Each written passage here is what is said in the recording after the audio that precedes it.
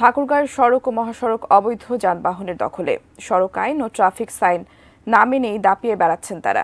পুরো শহরের ঠাকুরগাঁও পঞ্চগড় মহাসড়ক থেকে বিস্তারিত জানিয়েছেন প্রতিনিধি এম.এস. সামাদ।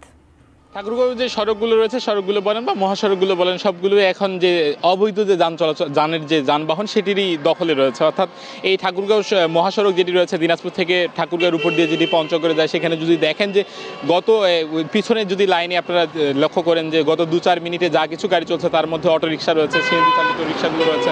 অর্থাৎ যেগুলো কোনো ধরনের বৈধতা নেই, যেমনিভাবে গাড়িরও বৈধতা নেই, অন্যদিক দিয়ে যারা চালক রয়েছেন তাদেরও কিন্তু বৈধ কোনো লাইসেন্স নেই। সেই কারণে প্রতিনিয়ত আসলে এর বদলতে যে সড়ক দুর্ঘটনা, এই সড়ক দুর্ঘটনাগুলো ঘটছে। এই ঠাকুরগাঁও শহরের যে সদর উপজেলার যে 29 মাইল এলাকা রয়েছে এবং ডেডিস মোড় এলাকা রয়েছে এবং শেষ যে গন্তব্য পঞ্চগড়ে যাওয়ার আগে যে বালিয়া এলাকা রয়েছে, সবগুলোতে আসলে সড়ক দুর্ঘটনা ঘটছে শুধুমাত্র এই অবৈধ যান চলাচলের কারণে। যারা কোনো ধরনের যেমনিভাবে সড়কের আইন তারা মানছেন না, অন্যদিক দিয়ে তারা যে বিধি রয়েছে অর্থাৎ ট্রাফিকের যে সিগনেচারগুলো রয়েছে, যে সাইনগুলো রয়েছে, সেগুলোও কিন্তু তারা মানছেন না।